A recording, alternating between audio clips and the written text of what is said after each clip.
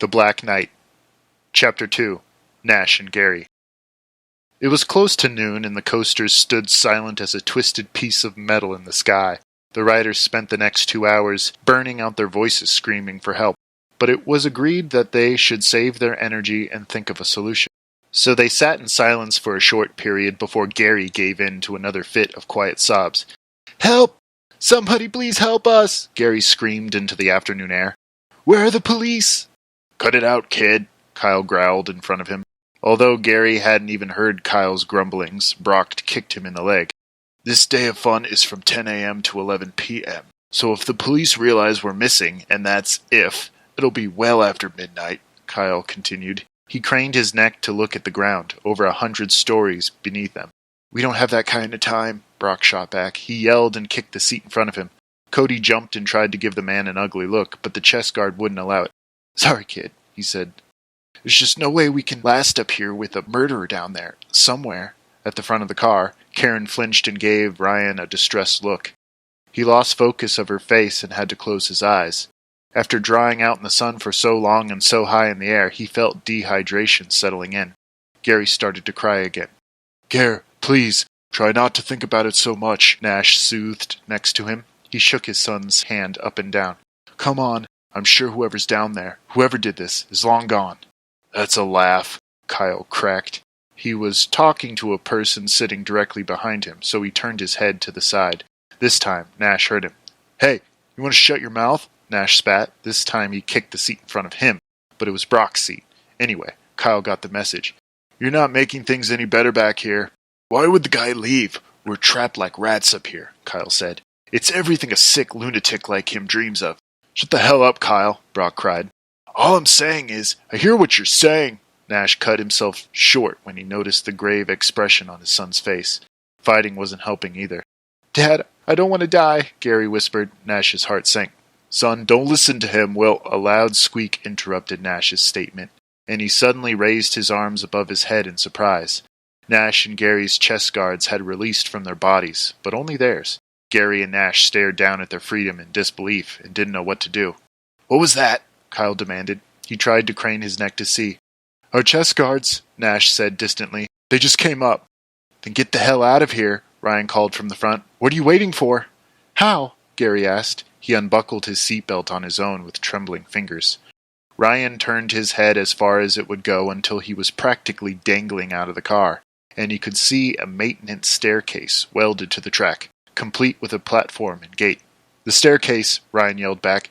"Take it down to the controls, but you'll have to walk on the track." "We'll be killed if we try to balance on that thing," Nash said. "Those steps are at least 100 yards. Their yells were interrupted by a loud screech, and, turning toward the noise, they both saw the danger at the same moment. A dark figure had just mounted the first step on the maintenance stairs. "Shit!" Ryan yelled out. Gary yelped, standing up to cling to his father. "What the hell do we do?" Nash cried. He watched the man reach the top of the staircase. Ryan did not speak from the front. The man stopped at the top, pausing in front of the gate. Nash could see the stranger wore a black duster jacket and a bright and clean yellow scarf wrapped around his neck, which covered a good section of his face. A dark stocking cap was pulled down over his eyes, tendrils of black hair curling around the edges. "Don't worry, I'm the police.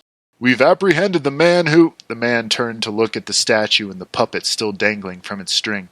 "He's not a threat anymore. I've come to get you down from here." Then he held up some kind of wallet above his head. "What's going on?" Jeremy asked Cody, but his friend had buried his face in his oversized sleeves, praying under his breath. Brock twisted violently in his seat to catch sight of the newcomer. "Tell me what's fucking happening," he yelled. A glint of light reflected off the wallet, and Nash realized it was a badge. "Please, you have to trust me," the man said. "I'll meet you halfway and help you to the stairs." Nash glanced hopelessly at the length of track between them. It progressed slowly upward at a slippery angle. "Why didn't you let the other chest guards up?" Nash asked suddenly. "We can only do this a few people at a time, sir." The supposed cop opened the gate and stepped cautiously onto the track.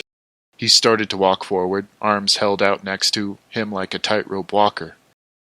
"I don't trust him," Gary told his father. Nash saw the real fear in his eyes. He's a monster." "Gary, he has a badge," Nash replied. He watched the man from the corner of his eye as he approached. "Nash, right?" Ryan called. "Yeah." "Okay, Nash. You go first and be careful," Ryan said. "Then send your boy when you're safe." "Okay." Nash kissed his son firmly on his forehead and stepped out of the car. "No!" Gary wailed. He clutched weakly at his father's sleeve.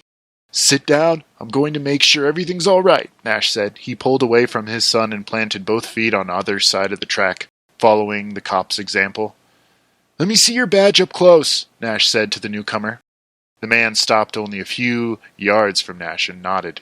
He tore the badge out of his coat again and tossed it underhanded to Nash. Nash caught it, teetering a bit, but catching himself against the back of the car. Gary's hands caught him across the chest in a hug. They both examined the badge, which had the familiar county seal. It looked right to Nash, but Gary still shook his head in disapproval.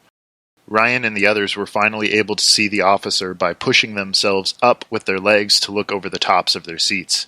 They had to use their peripherals, but were able to see any movements. "I love you, Gary," Nash said as he stepped forward beyond his son's reach. Nash came within arm's length of the other man, and the other cop held out a reassuring hand.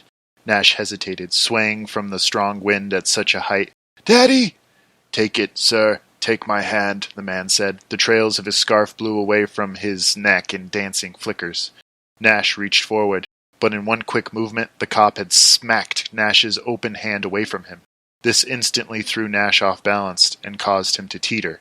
The man seemed to smile under his scarf, which rose up like swollen woolen lips. Then he grabbed Nash's arm with his other hand and pulled him all the way forward and off the track.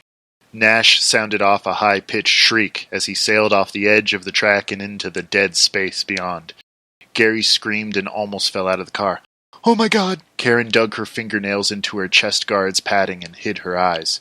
Ryan fell back in his seat, throat closing up like a drain. He watched from the corner of his eye as Nash plummeted to the gravel below, twisting and turning in the air, head over heels without end. Nash closed his eyes as tight as he could, yet his mouth relaxed each millisecond he was airborne. He knew his fate just as well as Ryan did, and just as well as any person in the car. He wasn't afraid, not anymore. He opened his eyes at the end and saw stars. Ryan shut his eyes before Nash hit the ground, but he couldn't escape the terrible crunch that followed. He heard Karen moan, Cody squeal, and Kyle scream, "Jesus Christ!" Gary was leaning halfway out of his seat, hand reaching into space after his fallen father. He screamed soundlessly, sucking back snot and tears. He had watched his father die. Nash could be seen at the bottom, half buried in gravel that rippled away from him as if he had upset the surface of a pond. His body was twisted in an odd angle, legs knotted together.